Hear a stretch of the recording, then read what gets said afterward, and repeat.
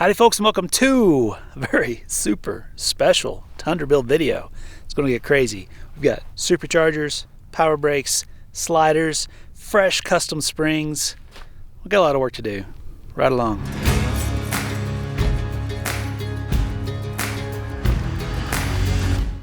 Now if you've been following the Tundra build, you know that we've been waiting on these bad boys. These are custom springs from Alcan Spring down in Grand Junction, Colorado. Lou has been spectacular to work with. He is a really cool guy. So we're gonna get those on. I can tell you right now, those poor stock rear springs in the Tundra are not happy. They're actually S-shaped right now with the block that we put in there temporarily.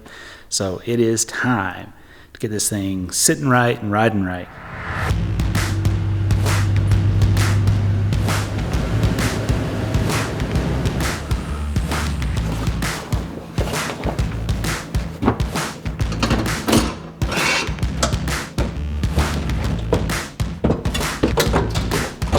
We're often asked, what is the best suspension out there? Having tested Icon, King, and now Fox, we can confirm that there's no simple answer to this question. And while that probably sounds like a cop-out, proper suspension is more than just about the label on the shocks or the price of the kit. It really all comes down to proper spring rates and shock valving that's been custom built and tuned to your final weight and use case. Springs are probably the most often overlooked component for a build, but get this part wrong and your fancy $10,000 quadruple bypass shocks will still ride like a dump truck. Many folks often blame shock brands for these rough riding issues, when the core of the problem is usually in the spring rate itself. The challenge here is deciding on a spring setup when you might have various stages of your build plan that changes its weight significantly. So it's hard to justify swapping springs with every mod, so you'll just have to use your best judgment here. Do you want to save some time by buying a spring that's a bit stiff now, but will be perfect in 12 months when you finish the build? Only you can answer that one for yourself. Either way, just don't overlook the importance of final weight, spring rates, and shock valving for the best possible ride and control. While there are a lot of off-the-shelf spring options for the Tundra, since we're going to be on the upper end of payload capacity, we've decided on a fully custom built spring from Alcan Spring. Our target payload in the rear will land around the 700-pound mark with the drawer system, canopy, and our usual toolkit and miscellaneous gear. But I'm also planning for the future with a rear bumper, awning, fridge, and fridge drop slide, while keeping in mind the skid plates and sliders, which also somewhat affect the rear payload. With nearly 300 pounds of tongue weight from the fully loaded Expedition trailer, we've asked Alcan to build these springs with 1,000 pounds of extra capacity over stock and 1.5 inch of lift over factory. We also ordered their adjustable shackles that'll give us flexibility with another 0.5 to 1 inch of additional lift. Muscles.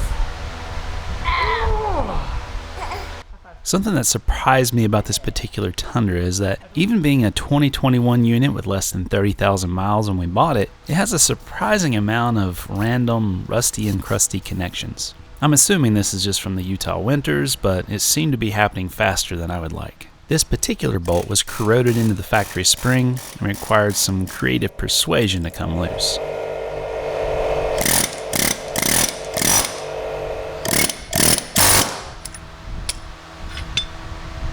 Now, if you're considering doing this swap yourself, I'd recommend buying some pizza and inviting a friend or two over to help. These nearly 100-pound chunks of steel are awkward and heavy, so smash fingers are just a matter of time. I'm going to speed this part up to cut down on all the excessive groaning and wheezing. Ugh. You're welcome.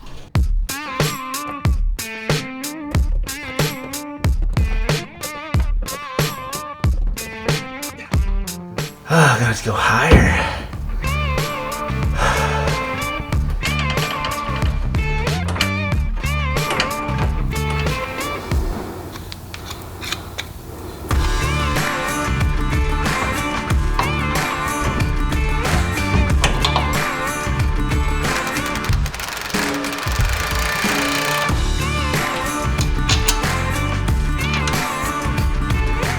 Since Utah winters are proving to be a bit harsh on this undercarriage from the salt spray, I'm going overboard on lubrication with some silicone paste to keep this hardware from seizing in the future. With the new shackles, my jacking abilities had reached their limit, and so I had to get creative to make the springs fit into their new perch. And so, the handy dandy ratchet strap was called into duty to bow the spring just enough for fit up.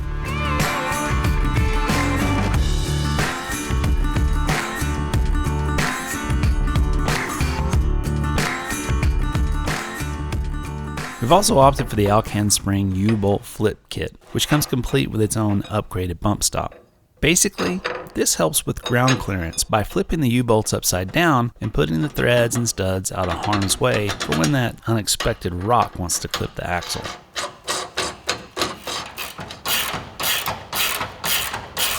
With the driver's side done, it was time to tackle the passenger side.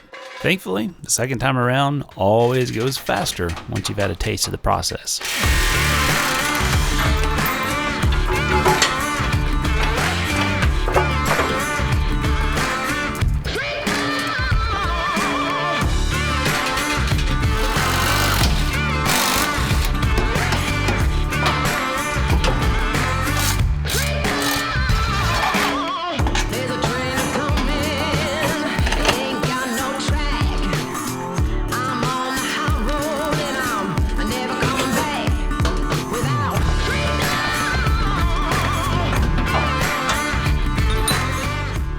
Things got a little more interesting on this side since the new spring and shackle collided with the tailpipe, and so the reciprocating saw came to the rescue, and I was able to say goodbye to yet another piece of chrome on this 1794 Tundra.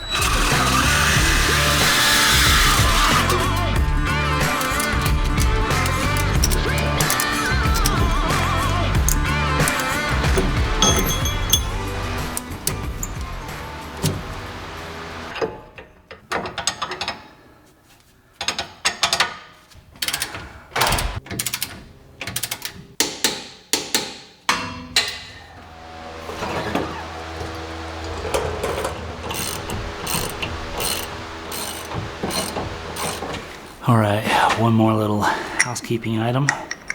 That is upgrading the bump stops from this to this.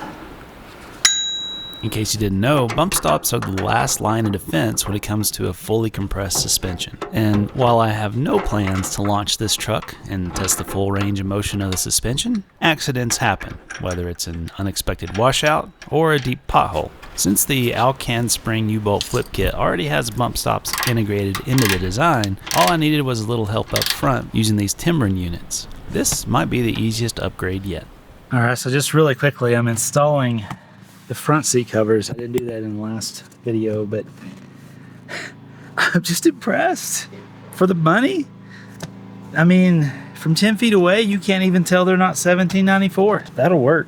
And with the dogs and the kids, it's going to save these seats for somebody down the road. All right, so there's before.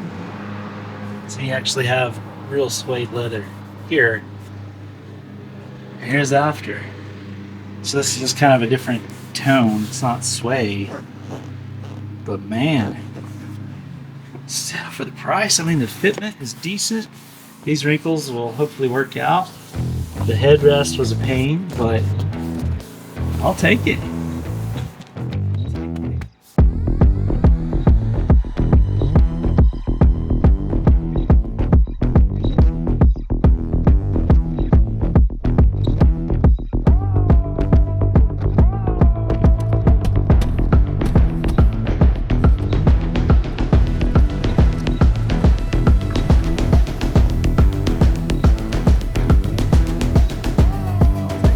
All right, the additions continue. The 38-gallon fuel tank just arrived.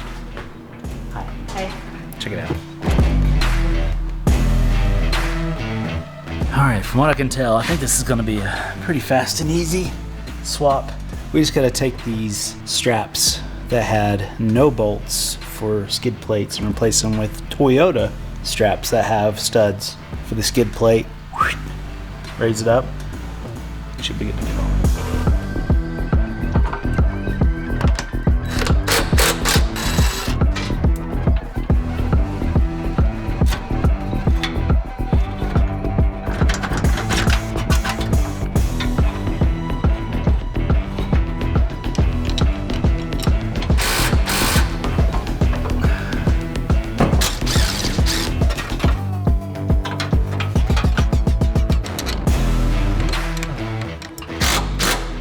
It's always the easy projects that seem to sneak up on you. A 20-minute task can turn into a 2-hour or even 2-day marathon with just a few missteps. Just as I was finishing up the last strap and using power tools to speed up the process, What? everything backfired and I cross-threaded the last of the strap bolts.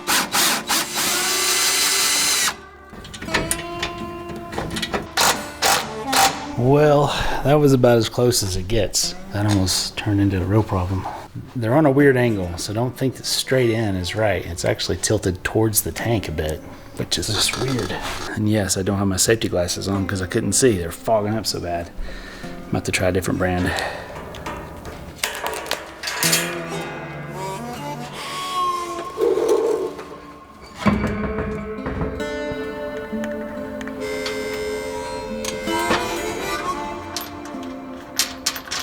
Little did I know at this point that my camera's autofocus had left the chat. So here's a better shot of this steel 38-gallon fuel tank skid along with all the other RCI skids in action. Finally, it was time for the upgrade we've all been waiting for, the Magnuson Supercharger. The first step for this upgrade is a fresh oil change, which was perfect timing anyhow since we'd put about 5,000 miles on the Grizz with a few trips and shakedowns. While my oldest daughter Caroline is usually busy with school during the weekdays, I've got her in the garage this weekend to spend some quality time together while learning a few practical skills. She was also excited about the prospect of earning a few bucks for detailing the interior. Oh, it's hot. Oh gosh. Oh! Good job. Okay, hold on, keep your glove over the thing. If you've been around Toyotas in the past decade, then you know oil changes are a bit tedious and messy compared to the old days. Removing the old factory skid to change the filter is a pain, so I was stoked to try out the access port in the new RCI skid. Oh no. Funny enough, these mostly pristine skids had taken a tiny hit on the last trip and perfectly tagged the very bolt I needed to remove. Nothing a drill and small grinder can't fix though. After a few minutes, we were back on track. I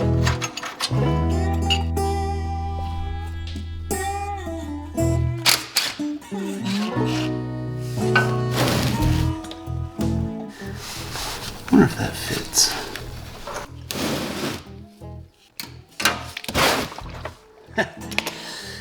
Sort of graceful. That was easy.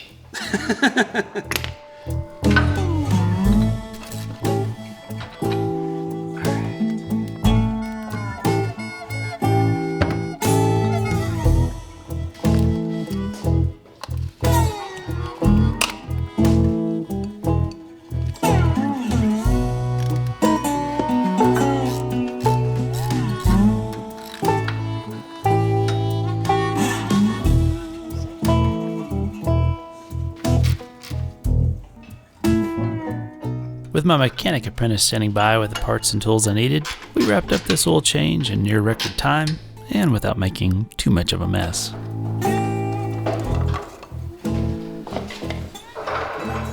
After topping off the Grizz with our preferred Mobile 1 0W20 synthetic, it was time to dive into the monumental task ahead of us.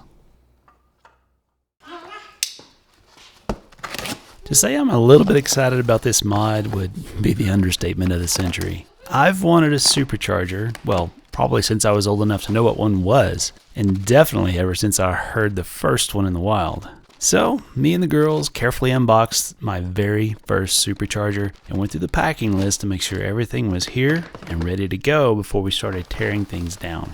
Oh, baby.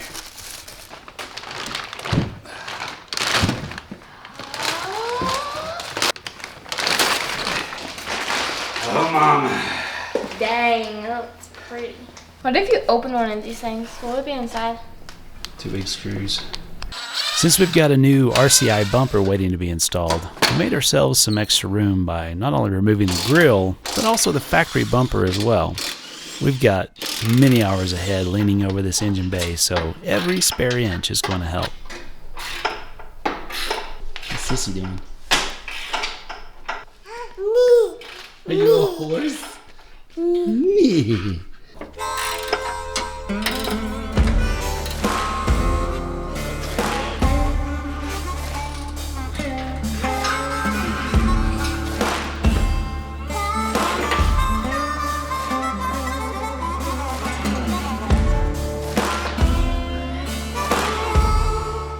With the prep work complete, it was time to begin the tuning process by activating the tuner, then pulling the data from the truck's ECU to send back to the engineers at Magnuson to create a tune file. Now that the ball was in their court, you'd start disassembly on the Grizz. Lefty-loosey, always imagine the top of the bolt.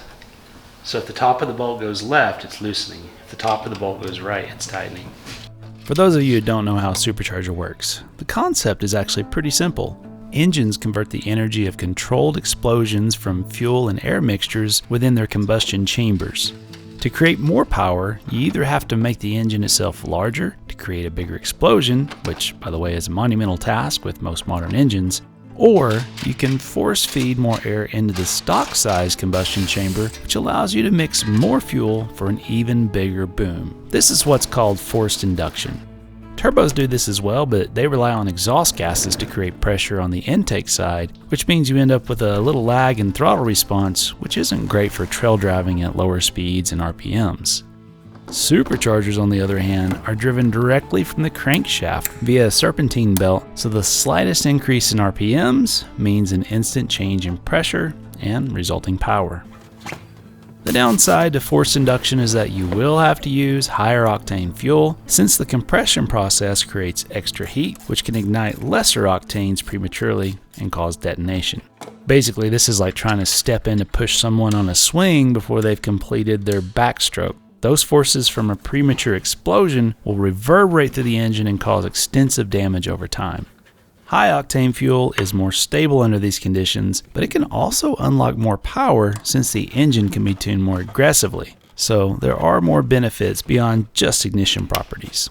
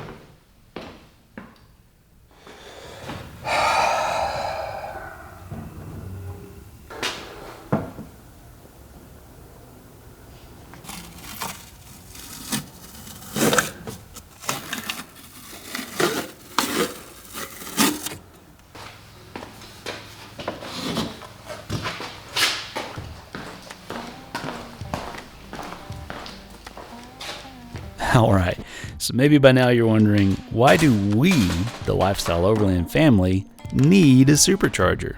For starters, it's not a necessity. The V8 in this Tundra has more than enough power to do everything we want.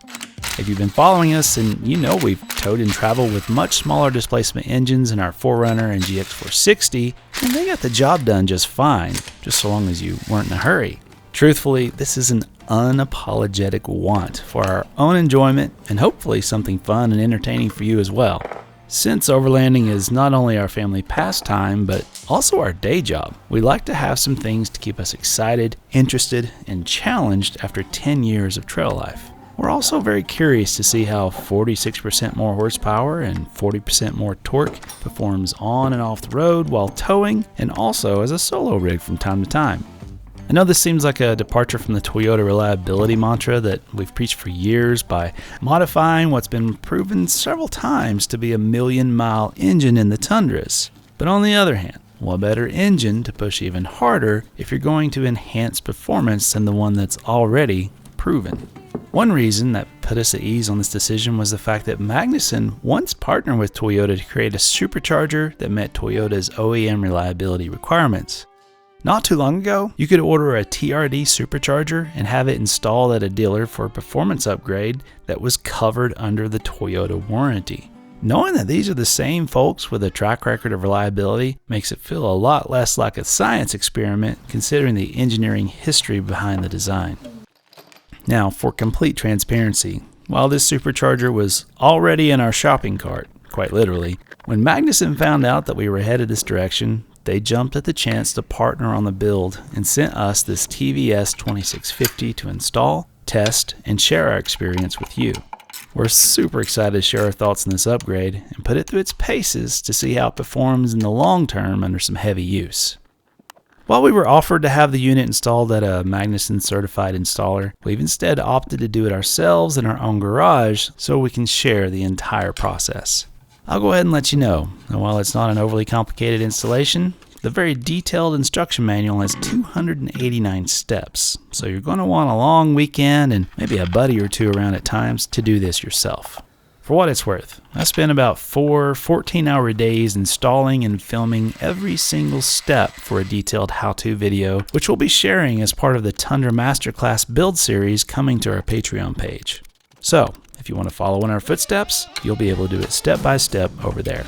Anyhow, let's keep moving through the abridged installation and show you some of the process behind nearly doubling the power of a 5.7 V8 engine.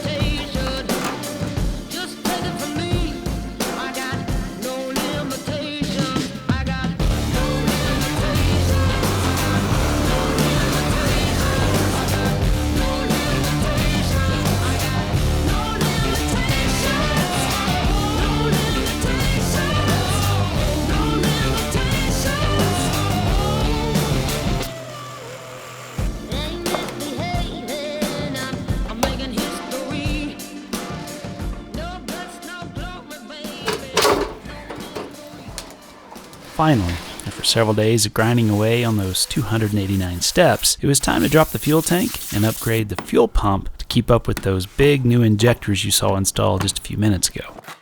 Only a few more steps to check off, and I was going to be driving this beast soon. But this project was about to come to a screeching halt.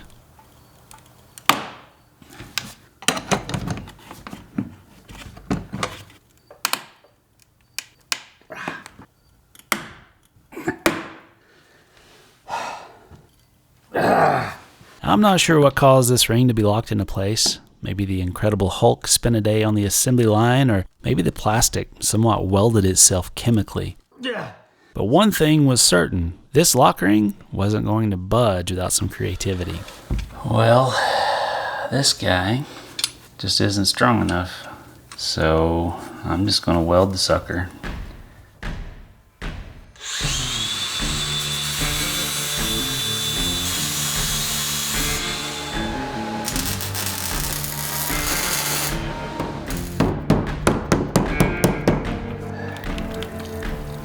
Bit of thermodynamics to help our case.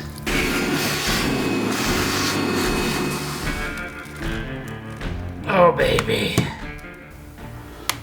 Oh, the whole thing's spinning. What? Are you freaking kidding me? No way. As if things couldn't get worse, now the whole unit was spinning, which meant I would have to consider cutting this outer ring off, and who knows, maybe I was going to need a whole new fuel tank if there was more damage underneath. Oh, I broke the weld. Yay! This poor, cheap fuel tank ring tool wasn't holding up to my efforts, and so, with my temper beginning to steam, I decided to try and shore up its integrity for what was about to happen.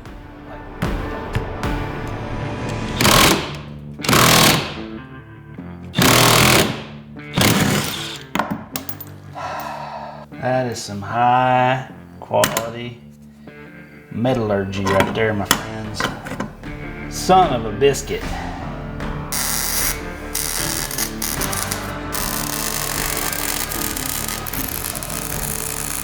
In my despair, I texted my contact at Magnuson for some ideas, and Noel gave me a call within a few minutes with some input. Hey, it's not going good at all, my friend. Hey, so did you spray any lubricant, anything like that in there, and then blow it out with compressed air all around the seal and stuff like that so it pops loose? The ring is stuck to that whole assembly, so now the whole thing is spinning. That's so weird, dude. I've never... I mean, I've had some tough ones, but... I hadn't attempted to lube the ring simply because it was so new, but any ideas at this point were on the table. But even after spraying it thoroughly and giving it a general good thumping, it was still locked in a death grip, so it was time to get a little crazy. I don't think this tool was rated for impact use, but after finding a few weak links, I was ready to ugga-dugga this ring off whether it liked it or not. Wow. Holy smokes. I shouldn't be too surprised. I have a way about me.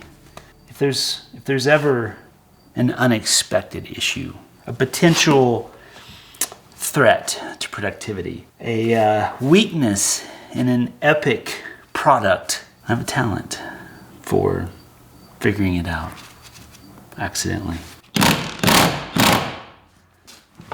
And it's still tight. Let's see if we did any damage though. That's the real thing. Did we spin guts down in there? That's still hot.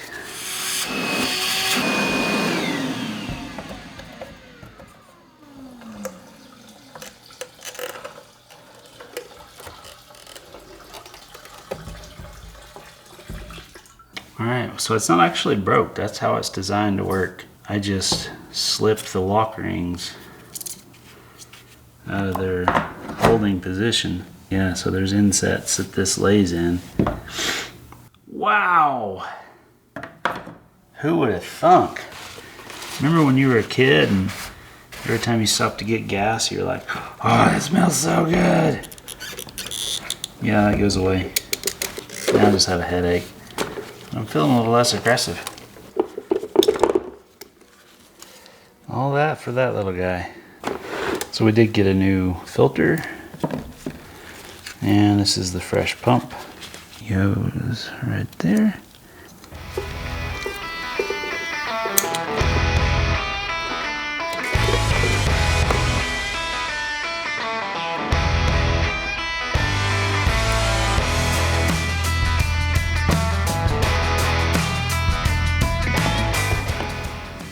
I like to do little things for future Kevin.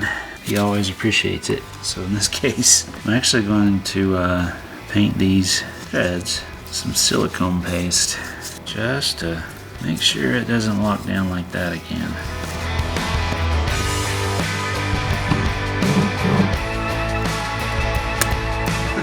With all the excitement hopefully behind me for the day, it was time to swap fuel pumps and then wrestle the fuel tank back into its perch.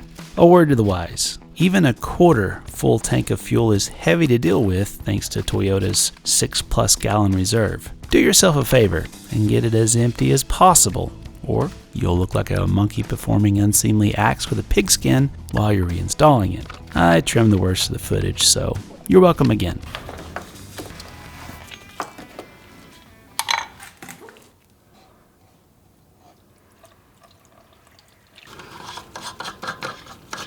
Now it was time to top off the Supercharger's dedicated coolant system with some fresh fluids. The pump, which is mounted up front with the cooler, has to be cycled carefully to purge any air from the system. Alright, we'll give that time to settle, get some bubbles out. In the meantime, Need to finish programming this puppy. With 288 steps behind me, it was time to complete the last task. Flash the ECU with the new tune from Magnuson and see if all our hard work successfully added 179 horses and 162 foot-pounds of torque to the already powerful 5.7. Nothing really says commitment and trust like willingly voiding a gold certified 100,000 mile warranty from Toyota, though that was the plan all along. We intentionally started with a well-documented and serviced unit with its very upgrade in mind to mitigate any unknowns.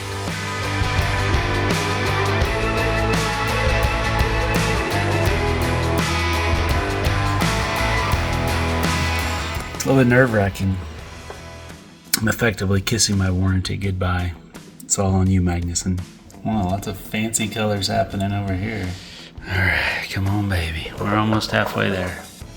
Nobody breathe. Now, there was nothing left to do but cross our fingers, say our prayers, and crank it up. Here we go. Moment of truth.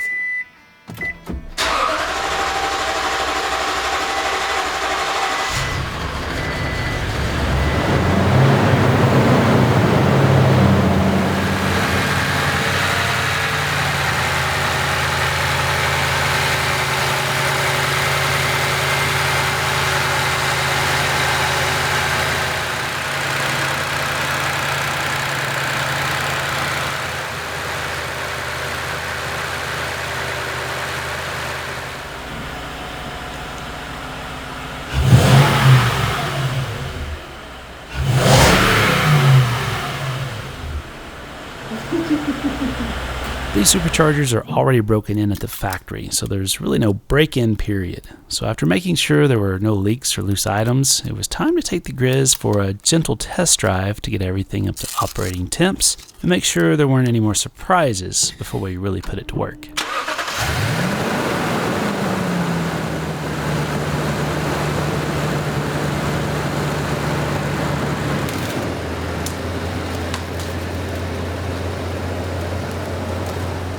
I like taking out the boards. Ready, Abby? I'm kidding. That was not very scary. Whoa. Wow.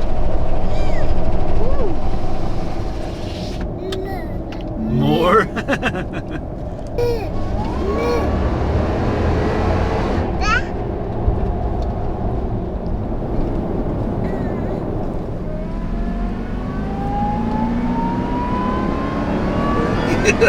It sounds like That goes.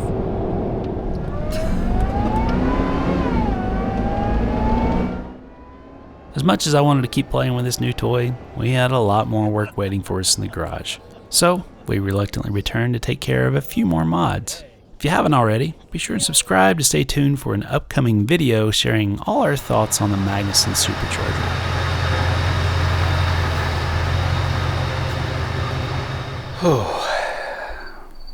Not a difficult project, just a tedious project. Lots of little, tiny steps that just eat up so much time. Alright, on to the next thing. That's right, we're not even done yet. We've got a RCI Arapaho bumper, RCI sliders, and then we've also got a full set of power brakes, front and rear, along with an ARB snorkel. So, the work continues.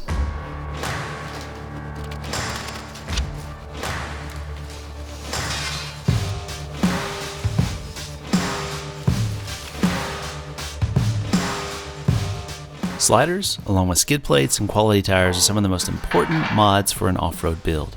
There's lots of options out there with a wide range and prices, so it can get confusing when it comes to selecting the best option for your adventures.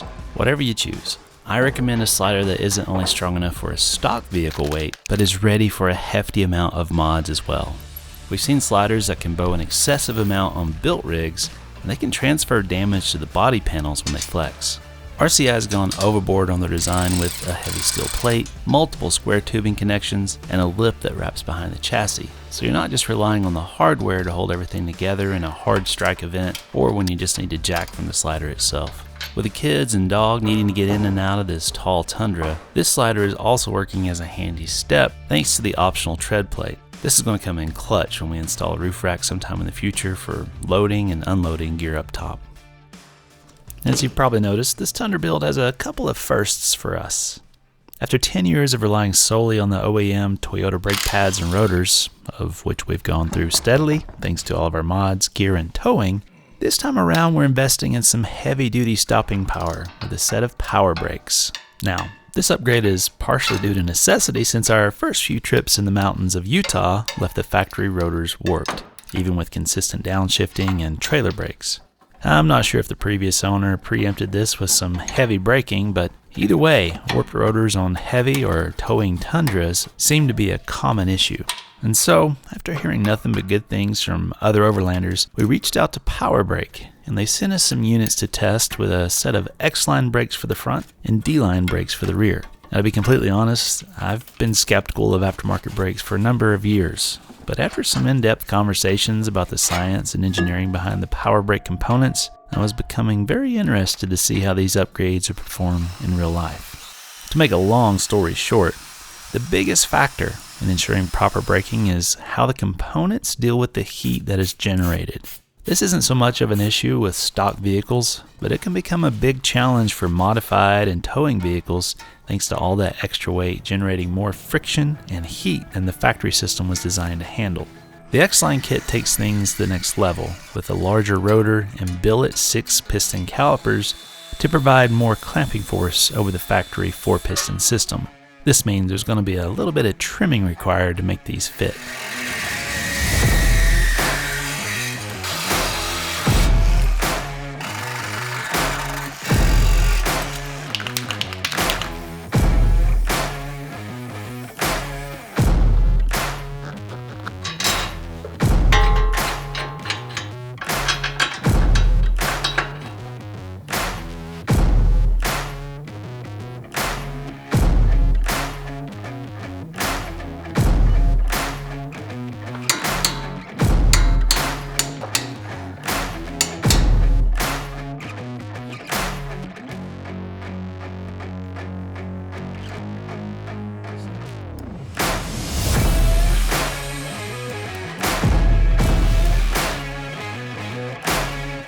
What a beautiful piece of metal.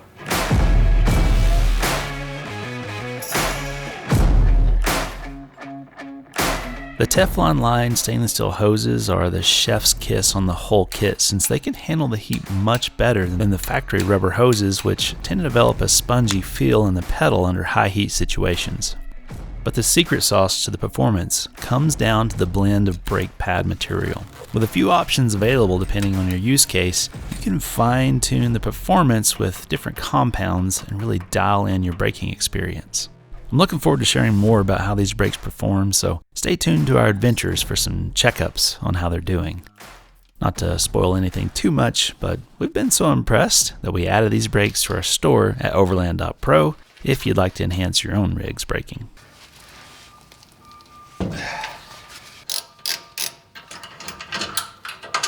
Out back, we're installing what's called the D-line. These are direct factory replacements with no modifications needed, but still come with high quality rotors and pads at a more affordable price.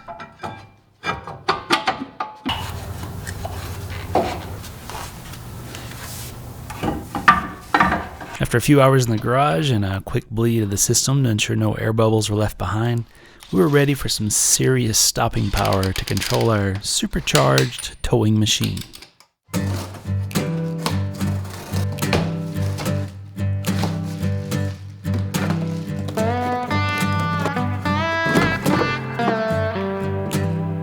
Next, it was time to move the factory intake a little higher to mitigate the dust intake, avoid the water line, and find some cooler air to feed that Magnuson downstream.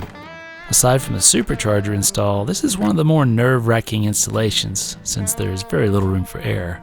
Thankfully, this snorkel comes with a template, which takes almost all the guesswork out of the installation.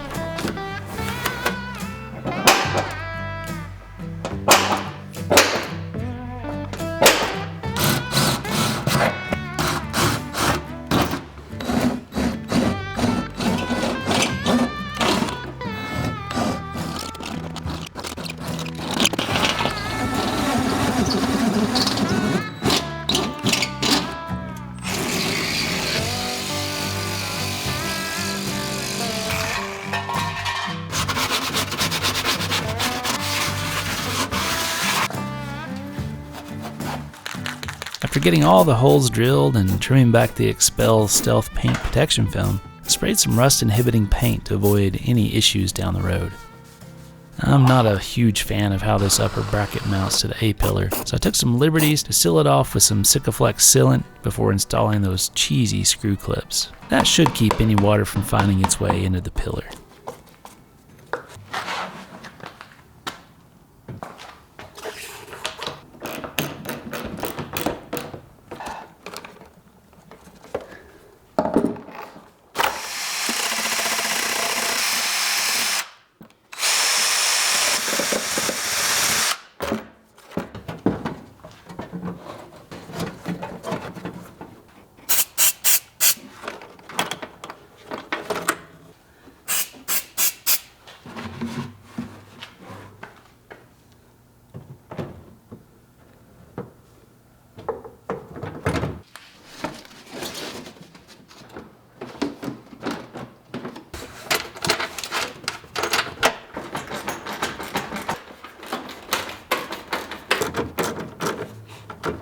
Alright, so I ditched the K&N filter for, this is like for like a 2010 era Tundra and Sequoia. It's an exact fit. And I'll probably carry the K&N around for road stuff, but they just don't do well in the dust like what we travel in for the most part. So we're going to traditional official Toyota air filter in here.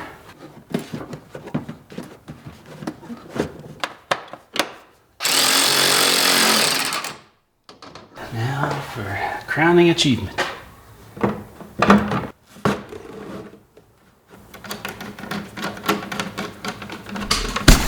Oh boy. Hi there. That really hurt. I know you're excited, but it's a little close. Your breath stinks. After a couple hours of install time, this Tundra was ready to snork some fresh air on our next adventure. Finally, it was time for the last mod in this marathon of installations, the RCI Arapahoe bumper.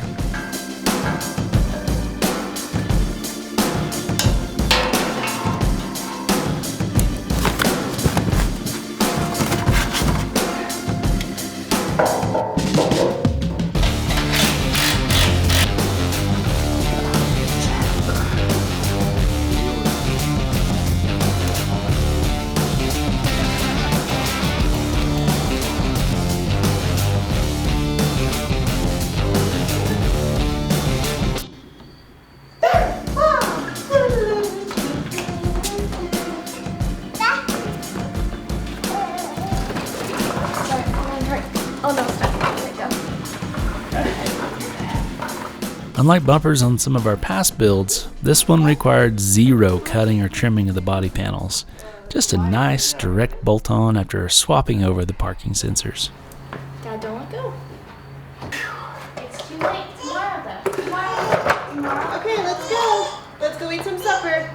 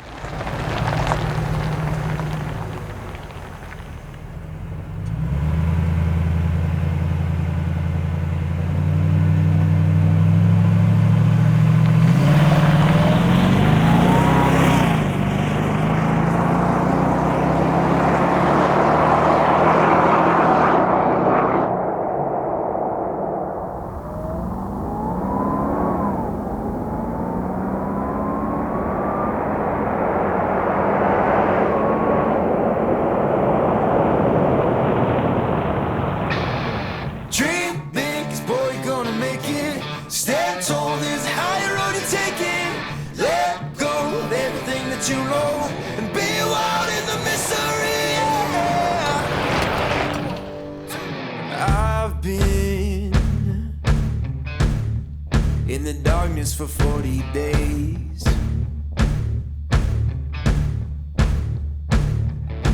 I've been searching for holy flames, a sign to light up the way. So can you help me out? Can you help me out?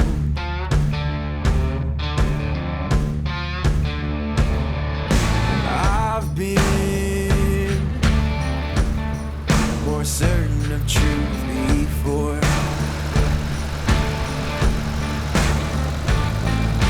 I've been called a righteous man before. Yeah, I've been closer to Jesus before. So can you help me out? Oh, can you help me out?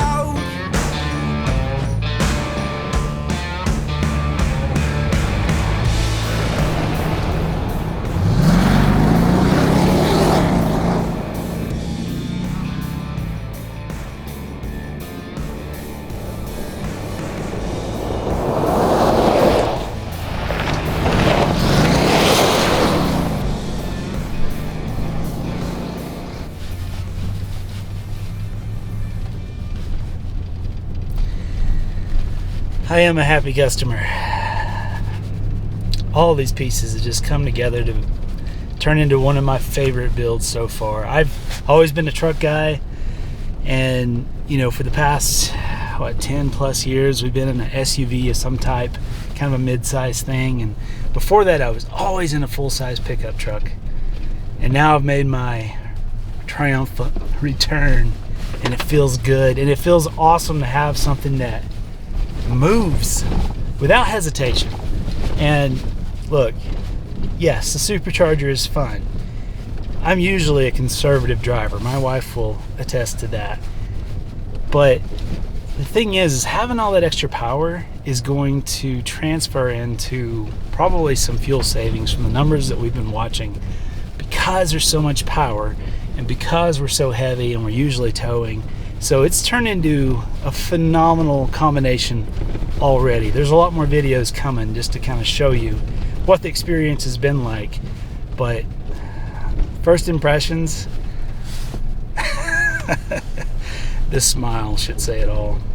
But yeah, thank you guys so much for watching. Really, I really appreciate you guys enjoying what we do and coming along for the ride.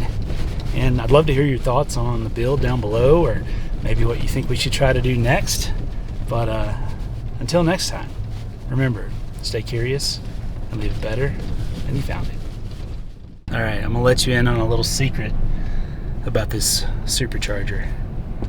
It's fun just in regular drive, but secret mode is when you hit the tow haul button. It unleashes the beast. All right, I'm gonna do a 0 to 60 and then a hard stop, and you can see what this thing does. Here we go.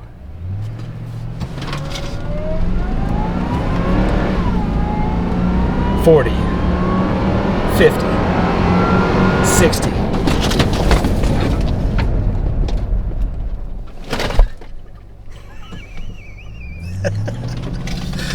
Oh, what a beast! I'm so happy.